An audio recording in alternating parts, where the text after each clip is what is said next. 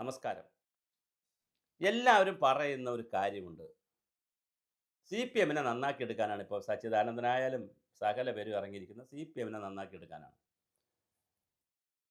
കുറച്ച് പേര് പറയും ഭരണത്തിൽ വന്നാൽ CPM നശിച്ചു പോകും. ഈ മൂന്നാമത്തെ ഭരണത്തോടുകൂടി CPM അങ്ങ് ഇല്ലാതാവും.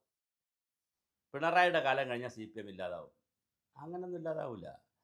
EMSൻ്റെ കാലം കഴിഞ്ഞിട്ട് ഇല്ലാതായോ പാർട്ടി? AKജിയുടെ കാലം കഴിഞ്ഞിട്ട് ഇല്ലാതായോ? കൃഷ്ണപിള്ളയുടെ കാലം കഴിഞ്ഞിട്ട് ഇല്ലാതായോ? ഇങ്ങോട്ട് വരുമ്പോൾ ചടയം ഗോവിന്ദൻ്റെ കാലം കഴിഞ്ഞില്ലാതായോ? നയനാരുടെ കാലം കഴിഞ്ഞില്ലാതായോ? VSൻ്റെ കാലം കഴിഞ്ഞപ്പോൾ പറഞ്ഞു VS കഴിഞ്ഞു, ഇനി CPM തീർന്നു. പിണറായി മരിച്ചു പോകും, കാരണം വയസ്സ് 80 കഴിഞ്ഞല്ലോ. പിണറായിയുടെ കാലം കഴിഞ്ഞാൽ തീർന്നു CPM. കോടിയേരിയുടെ കാലം കഴിഞ്ഞു, CPM കഴിഞ്ഞോ? ഒന്നുമില്ല. CPMനൊന്നും സംഭവിക്കില്ല. എന്തുകൊണ്ടെന്ന് ഞാൻ പറയാം. ഇനി പ്രതിപക്ഷത്താണെന്ന് വിചാരിച്ചോ, CPM ശക്തമായിട്ട് വളരും ഇവിടെ. പ്രതിപക്ഷത്തായാലും ഭരണപക്ഷത്തായാലും കേരളത്തിൽ CPM തകരുന്ന പ്രശ്നമേ ഇല്ല. ഇതാണ് ഇതിൻ്റെ കേരളത്തിൻ്റെ രാഷ്ട്രീയം. അത് അറിഞ്ഞുകൊണ്ട് വേണം എല്ലാ ചാനലുകളിലും ചർച്ചകൾ നടക്കേണ്ടത്. ഒന്നാമത്തെ വിഷയം, EMSൻ്റെ നേതൃത്വത്തിൽ വർഗ ബഹുജന സംഘടനകളെ ശക്തമായി ഇവിടെ സംഘടിപ്പിച്ചിട്ടുണ്ട്.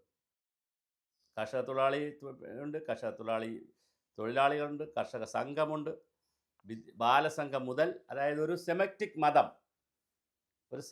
മതം, ഉദാഹരണമായി ഇസ്ലാം മതം സുന്നത്ത് മുറിക്കുന്ന അന്ന് മുതൽ ഖബറിലെടുക്കുന്ന അതുവരെയുള്ള ഒരു ജീവിത ചിട്ടയുണ്ടല്ലോ. അതുപോലെ തന്നെ മാമോദീസ മുക്കുന്ന അന്ന് മുതൽ പള്ളിമേടയിലേക്ക് കൊണ്ടുപോകുന്ന, അവസാനത്തെ ശവക്കല്ലറിലേക്ക് കൊണ്ടുപോകുന്നത് വരെയുള്ള ഒരു ജീവിത ലൈഫ് പീരീഡുണ്ട്.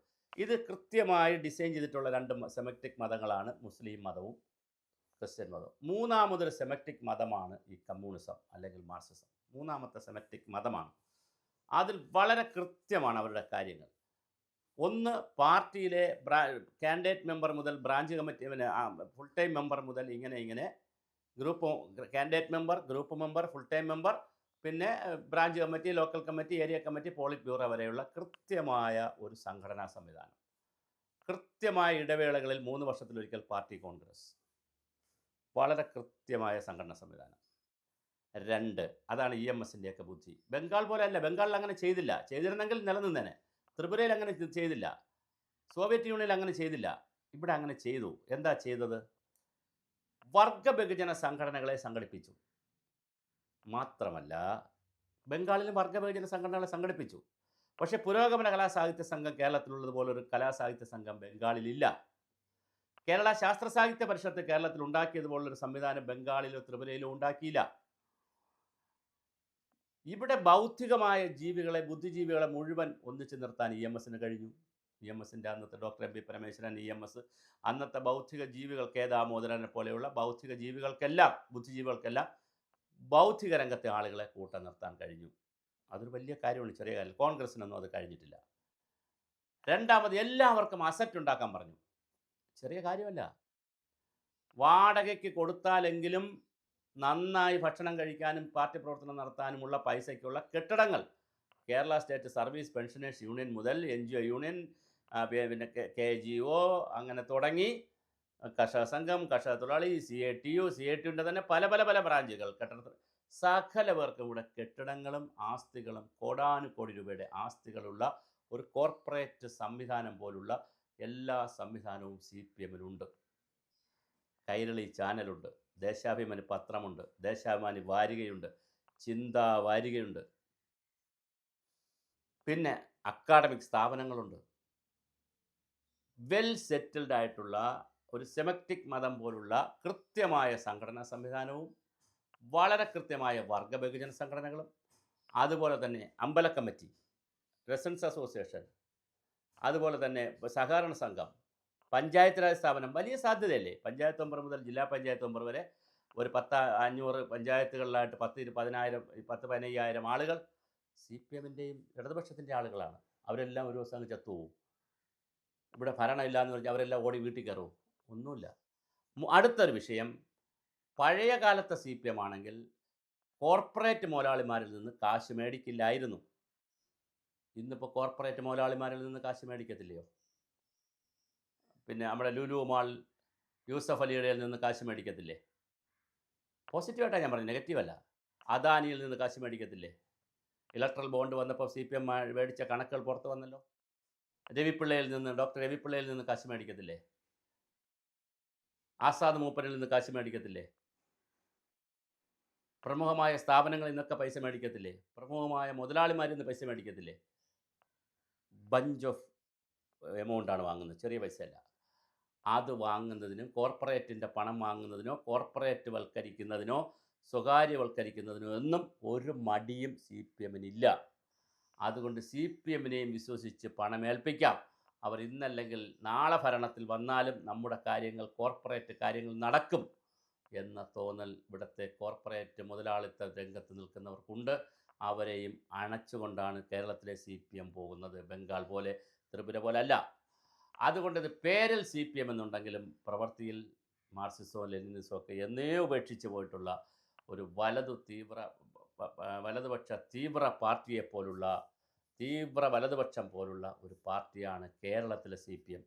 അതുകൊണ്ട് അതിനെ ഭരണകക്ഷിയിൽ നിന്നാലും തകർക്കാൻ പറ്റില്ല, ഇനി പ്രതിപക്ഷത്താണത് നിന്നാലും അതിനെ തകർക്കാൻ പറ്റില്ല. ഒന്ന് ക്ഷീണിക്കുമായിരിക്കും.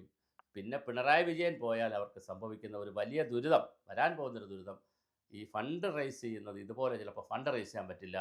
ബംഗാളിലും ത്രിപുരയിലും കൂടെയൊക്കെ ഭരണമുണ്ടായിരുന്നെങ്കിൽ കുറച്ചുകൂടി ഫണ്ട് റൈസ് ചെയ്യാൻ പറ്റുമായിരുന്നു. ഭരണമുള്ളപ്പോഴാണ് എപ്പോഴും ഫണ്ട് റൈസ് ചെയ്യാൻ പറ്റുന്നത്. അതിൻ്റെ ചില പ്രശ്നങ്ങൾ ഉണ്ടാകാം. പക്ഷേ അപ്പോഴും ഞാൻ ഈ പറഞ്ഞ വർഗ ബഹുജന സംഘടനകൾ, അതുപോലെ തന്നെ സ്ഥാപനങ്ങൾ, പഞ്ചായത്ത് രാജ് സ്ഥാപനങ്ങൾ, റെസിഡൻസ് അസോസിയേഷൻ, അമ്പല കമ്പനി, ഞാൻ പറഞ്ഞല്ലോ, ലൈബ്രറികൾ, ഇതെല്ലാം CPMൻ്റെയിലാണ് ഇരിക്കുന്നത്. നാട്ടിൽ വായനശാലയുണ്ടോ? അത് CPM ആണ് ഭരിക്കുന്നത്. കോൺഗ്രസ്സുകാർ എത്ര വായനശാല ഭരിക്കുന്നു? ആശാ വർക്കേഴ്സ് എടുത്താൽ കൂടുതൽ CPMകാരാണ്. കുടുംബശ്രീക്കാരെടുത്താൽ കൂടുതൽ CPMകാരാണ്. പിന്നെ തൊഴിലുറപ്പെടുത്താൽ കൂടുതൽ CPMകാരാണ്. അപ്പോൾ അതെല്ലാത്തിനും സംഘടന ഉണ്ടാക്കിയിട്ടുണ്ട്. അപ്പോൾ അതുകൊണ്ട് CPMനെ അങ്ങനെ എഴുതി തള്ളാൻ വരട്ടെ. CPMന് ഒരു കാരണവശാലും ഭരണം കിട്ടിയാലും ഭരണമില്ലെങ്കിലും അവരെ എഴുതിത്തള്ളാൻ പറ്റത്തില്ല. ഇനി മറ്റൊരു പ്രധാനപ്പെട്ട കാര്യം, അവർ സമര പാർട്ടിയാണ്, ഭരണ പാർട്ടിയല്ല. അവർ അതിനെ പൊക്കിയെടുത്തിട്ട് പറയും, നമ്മൾ വിപ്ലവ പാർട്ടിയാണ്, നമ്മൾ ഭരിക്കാൻ വന്ന പാർട്ടിയല്ല, പാർലമെൻ്ററി ജനാധിപത്യം നമ്മളുടെ ഒരു വഴി മാത്രമാണ്, നമ്മുടെ പ്രധാന വഴി സമരമാണ്, സമര പരമ്പര അഴിച്ചുവിടും. അങ്ങനെ കേന്ദ്രത്തിനും സംസ്ഥാനത്തിനെതിരെ വലിയ സമര പരമ്പര അഴിച്ചുവിടുന്നതും CPMന് അനുകൂലമായിരിക്കും. ഒരു കാര്യം ഇവിടെ പറഞ്ഞ് അവസാനിപ്പിക്കാം. കേരളത്തിൽ ന്യൂനപക്ഷമുണ്ട്. 55% ഹിന്ദുക്കൾ ഒഴിച്ചാൽ ബാക്കി വരുന്ന 45% ക്രിസ്ത്യാനികളിലും മുസ്ലിങ്ങൾക്കും രാജ്യത്ത് BJP വളർന്നു വരുമ്പോൾ സ്വാഭാവികമായിട്ടൊരു അരക്ഷിതാവസ്ഥയും മറ്റു കാര്യങ്ങളൊക്കെ ഉണ്ടാക്കിയെടുക്കാൻ എളുപ്പമാണ്. ഉണ്ടോ ഇല്ല എന്നുള്ള രണ്ടാമത്തെ ഭാഗം, പക്ഷേ അത് ക്രിയേറ്റ് ചെയ്തെടുക്കാൻ എളുപ്പമാണ്.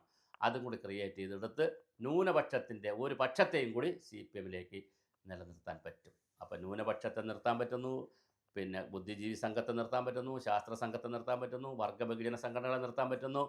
പിന്നെ ഇങ്ങനെ ഇവരെല്ലാവരുമുള്ള ഒരു സങ്കര മിശ്രിത അവിയൽ സംവിധാനമായതുകൊണ്ട് ഒരിക്കലും ഈ സംവിധാനത്തെ തകർക്കാൻ പറ്റില്ല. പിന്നെ കുറച്ചൊന്ന് തളരും, അപ്പോഴും മറ്റുള്ളവർ വളരും. ഭരണം സമ്പൂർണ്ണമായി ഇല്ലാത്ത ഒരു CPM വിരുദ്ധ കേരളത്തെക്കുറിച്ചൊന്നും ആരും ചിന്തിക്കേണ്ട. അങ്ങനെ ബംഗാളും ത്രിപുരയും പോലെ സമ്പൂർണ്ണമായി അടിഞ്ഞു പോകുന്ന ഒരു പാർട്ടി കേരളത്തിലില്ല. CPM അങ്ങനെ വളർത്തിക്കൊണ്ടുവരുന്നതിൽ EMSന് അടക്കമുള്ളവരുടെ ബുദ്ധി വളരെ വലുതാണ്. ഇപ്പോഴും ആ ബുദ്ധി അതുപോലെ തന്നെ CPM പിന്തുടരുന്നുണ്ട്.